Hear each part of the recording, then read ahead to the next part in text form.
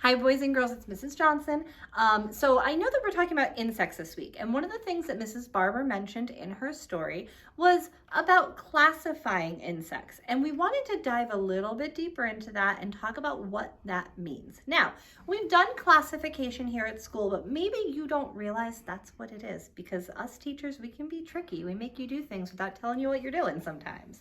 So this is an example of classification. So these are not all insects up here. I'm well aware of that, but we're going to call this insect classifying. And what I've done is I've drawn a grid, so moms and dads can help with that, but you also can do that. Use a ruler, draw some straight lines across, then draw some crosses this way, and you've got yourself a grid. It's really easy, okay? Then down at the bottom here, I've put the different things that I want to look for. So I'm going to look for butterflies or other winged insects. I want to look for ants. I want to look for spiders or arachnids.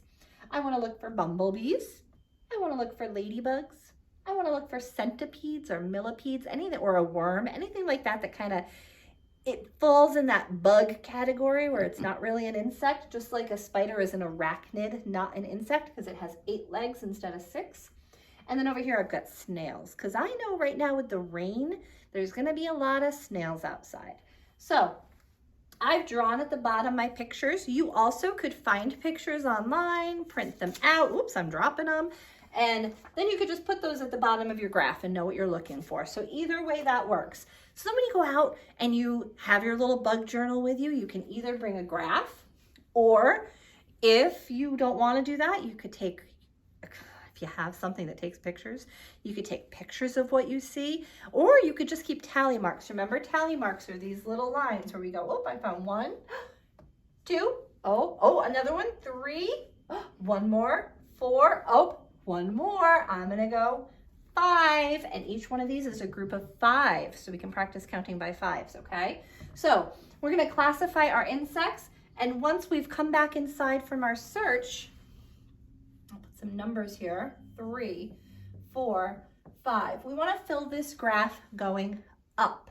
So if I found 2 butterflies, I'm going to color in box 1, I'm going to color in box 2, and make it colorful. Use a different color for each one. I found 3 ants, so I'm going to color in, whoops, 1, 2, Mrs. Johnson almost made a mistake there, 3. I found just 1 spider. Just coloring that 1. I didn't see any bumblebees when I was out. Must be because of the rain. Ladybugs. I saw 4 ladybugs. 2, 3, 4. Ooh, I did not see any centipedes, but I did see 2 worms. So I'm going to put them here. Whoops, start at the bottom, Mrs. Johnson. What are you doing? All right, 1, 2. Snails. Snails are the best. I saw 5. All right, color it with me. 1, 2, 3, 4, 5. Now, after you've done your chart, I'm going to just erase these tally marks here, because at the bottom of your graph, you might want to write what the weather was like that day. So today it is rainy, R-A-I-N-Y, rainy, and it's a little bit chilly, C-H-I-L-L-Y.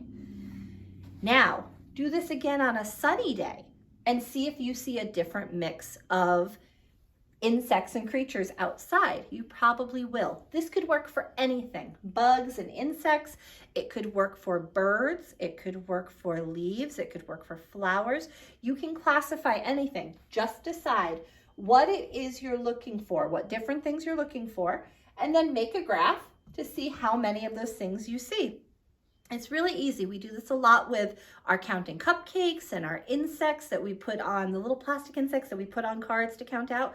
We classify in all different ways here at school. This is just one way to do it, and we wanted to share that with you this week, especially talking about all of our insects and bugs. We can't wait to see what you classify and the graphs that you make doing it, and we hope you're having fun. Remember, send us an email if you have questions or something else that you want to see, and we look forward to seeing you again soon. Take care, boys and girls.